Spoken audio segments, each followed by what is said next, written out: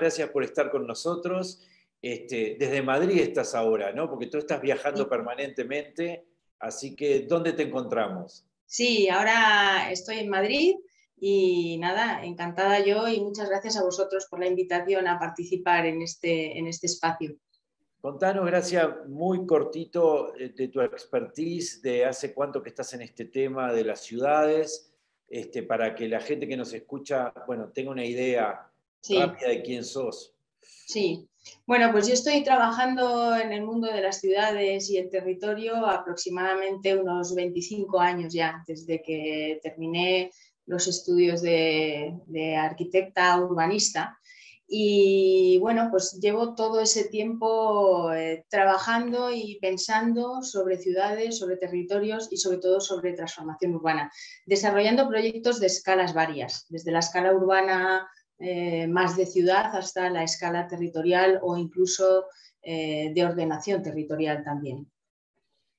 Tú sos lo que se llama un urbanista de calle, ¿no? De terreno, ¿no? Una Porque, urbanista de calle, sí, sí. exacto, eso es importante, no solo de biblioteca, ¿no? No, Este, no una urbanista de salón, sino una exacto, urbanista de calle, de las exacto. que nos gusta ponernos los zapatos, ir a pisar el territorio y no solo pisar el territorio, sino hacer cosas, ¿no? En ese territorio. También me dedico a la investigación urbana y a la investigación sobre nuevas aproximaciones, nuevas miradas a la transformación urbana, pero eso es una parte de la actividad. Mi actividad principal es la actividad profesional en el desarrollo y en la transformación de ciudades y eso, con los zapatos manchados de barro, siempre pisando y conociendo el territorio, que creo que es la mejor manera de poder enfrentarse a un proceso de transformación de la ciudad. Primero entonces vamos un poquito más a la biblioteca, después pasamos a la calle, ¿no? Como Tú quieras. analizaste tres tendencias grandes, ¿no? Todo lo que tiene que ver con el tema verde, el tema digital y todo lo que pasa con las personas, ¿no? Si nos puedes ampliar un poquito cómo estás viendo eso y Sí. cómo lo ves en el contexto de las ciudades. Bueno, pues a ver, la ciudad es un ecosistema muy complejo, ¿no? Eso lo hemos dicho muchas veces y las personas que de una manera o de otra nos dedicamos a ello, sabemos que es un ecosistema complejo, en cambio y permanente transformación.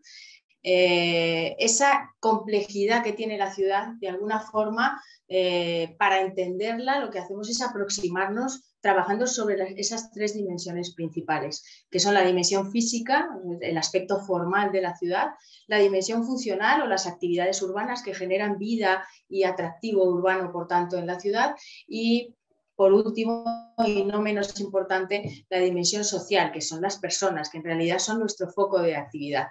Todo ello en convergencia con esas tres megatendencias de las que hablabas, Federico, que son, pues, por un lado, la green, la sostenibilidad, que está como en la base, por otro lado, la digital, la nube, las tecnologías, las nuevas tendencias en tecnología y avances tecnológicos, y en tercer lugar también, y no menos importante, las personas o el foco en lo social. En la convergencia entre estas dimensiones y principales megatendencias, yo creo que están las principales palancas de transformación urbana y social de la ciudad.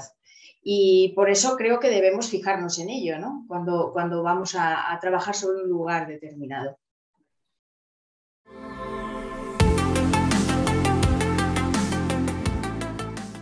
Otro concepto que tú estás hablando bastante es el tema de las ciudades con alma, ¿no? Porque el tema de las smart cities y eso es un tema un poco perimido, ¿no? Yo creo que nunca terminó de salir bien, ni de estar bien ni en el mercado, ni en la cabeza de la gente, ni en nada, ¿no? O sea, no ha sido un concepto que haya arraigado mucho, y ha sido un poco desalmado, por decirlo de alguna manera, ¿no? Tú le estás Sí. poniendo alma a la ciudad, entonces, ¿cómo ves ese concepto del alma de la ciudad con la creatividad, con la innovación, o sea, y las personas, Sí. ¿no? ¿Cómo funciona ese sistema? Bueno, es verdad, soy una absoluta convencida del alma de la ciudad, ¿no? Es decir, yo cuando hablo del concepto de ciudad con alma, me estoy refiriendo fundamentalmente a una ciudad humana, a una ciudad pensada por y para las personas. Y esta idea no es una ocurrencia, ¿no?, que se me haya ocurrido a mí últimamente y por eso, ¿no? Es una idea que parte de los planteamientos que ya en su día, en los años 60, hacían urbanistas de la talla de Jan Gehl o de la talla de Jane Jacobs, ¿no?, en ciudades como Copenhague o Nueva York, que son los grandes hacedores de la humanización de la ciudad, ¿no? Una ciudad con alma, yo creo que es una ciudad que debe incorporar esos espacios y actividades o entornos urbanos que están diseñados para la mejora de la calidad de vida de las personas. Pero no solo eso, sino que además deben tener en cuenta su pasado. Del pasado deben recuperar esa identidad. En el presente tienen que tener en cuenta que el foco principal son las personas. Y de cara al futuro tienen un proyecto colectivo. Pero un proyecto colectivo que, como tú muy bien decías, Federico, ya no debe ser algo solo físico. Cada vez hablamos más de la confluencia entre el mundo físico y el mundo digital. Vivimos en un momento en el que las tecnologías están evolucionando a un ritmo como no lo habían hecho nunca antes. Por lo tanto, en cualquier planteamiento de desarrollo urbano, la incorporación de la tecnología es un must, ¿no?, en cualquier propuesta de desarrollo y de cambio urbano. Por lo tanto, esa ciudad con alma de la que yo hablo es una ciudad que tiene esas primeras premisas de partida, ¿no?, la humanización de la ciudad, el pensamiento de la ciudad para y por el ciudadano, y además que incorpora la tecnología. Es decir, es una ciudad inteligente con alma, ¿no?, más o menos. Al final es una manera de aproximarnos o de volver otra vez a los valores. Sí que es verdad que cuando hablamos de Smart City, pues hay muchas definiciones de Smart City, se han hecho muchos intentos a lo largo de los últimos años en los que hablamos de Smart Cities. ¿Y qué pasa desde la Smart City 1.0 hasta el momento en el que vivimos? Pues que hemos corrido o corremos el riesgo, o muchos de nosotros vemos el riesgo de que esa implementación de la tecnología o de soluciones urbanas aplicadas directamente a la ciudad corren el riesgo de hacer perder esos valores, esa identidad, ese significado que tiene la ciudad, para convertirse en meros espacios donde las grandes empresas incorporan soluciones tecnológicas. Entonces, tecnología sí, Smart City sí, pero Smart City con valores. Ese es mi concepto de ciudad con alma.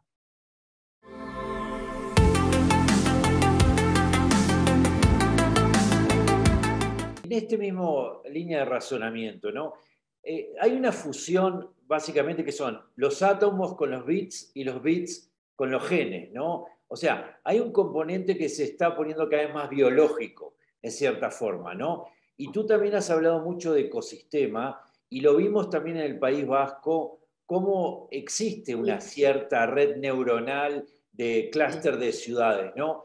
Sí. Creo que es un buen ejemplo de hacia dónde vamos. ¿Cómo ves ese tema de incorporar conceptos biológicos en los temas de ciudades y sobre todo en regiones, más que en la ciudad en sí mismo, ¿no? Sí.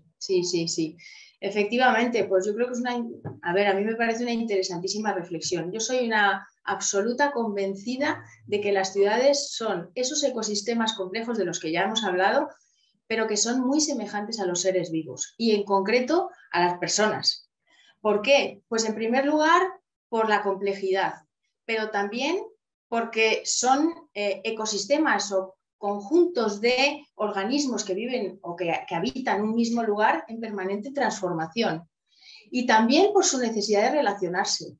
Y por supuesto también porque tienen alma. O sea, yo la asociación que hago entre ciudad y ser humano es muy directa. Y me parece que cada vez que lo voy trabajando más, me parece cada vez más relevante. Y de hecho, no en vano se habla muchas veces de ciudades, sexy cities, slow cities, attractive cities, que son adjetivos que son perfectamente atribuibles a la condición humana. O sea, que al final este parecido que tiene la estructura urbana con la estructura humana, yo cada vez lo veo más relacionado.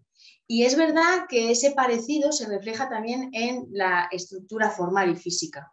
Las ciudades, gracias a los avances tecnológicos, como vemos, por ejemplo, en el ejemplo del País Vasco, ¿no?, de la estrategia territorial vasca, Podemos representar el territorio a través de imágenes que recuerdan formalmente a una red neuronal, por ejemplo, humana, ¿no? Y también en el sentido de que las ciudades tienen emociones, como las personas, insisto, tampoco es difícil encontrar, si te pones a buscar, mapas de ciudades que reflejen las emociones de la ciudad.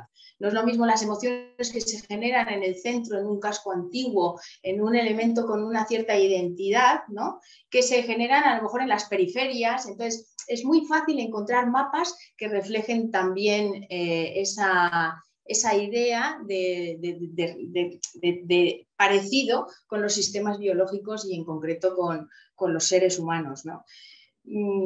A mí me gusta mucho decir, y en clase lo digo muchas veces, que la ciudad es un mil hojas. Es un sistema formado por múltiples capas que se relacionan entre sí, pues igual que nosotros, igual que los seres humanos, y todas ellas en la ciudad están superpuestas sobre el plano, que es el territorio, la base, etcétera, ¿no?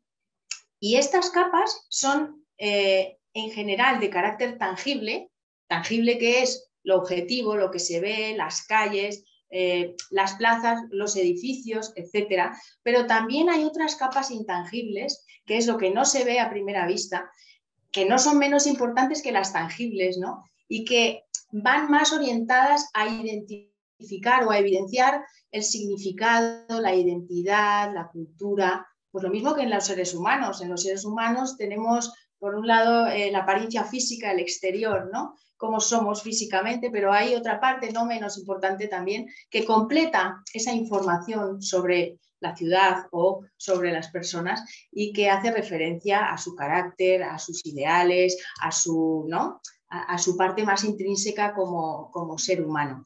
Por lo tanto, analizar en conjunto estas dos dimensiones, la parte más tangible, la parte más intangible, o la más objetiva o la más subjetiva, creo que nos da un conocimiento muy, muy grande de qué es la ciudad, cómo la analizamos y cómo comprendemos qué mirada tenemos que aproximar a esa ciudad para entender de verdad cuáles son sus características, sus activos de excelencia, sus ideales, su identidad, con un carácter de respeto al lugar, a las personas que lo habitan, a los sentimientos que habitan en esa ciudad, ¿no? Creo que es fundamental esa nueva óptica en la que hacemos esa doble mirada, ¿no?, lo que se ve y lo que no se ve.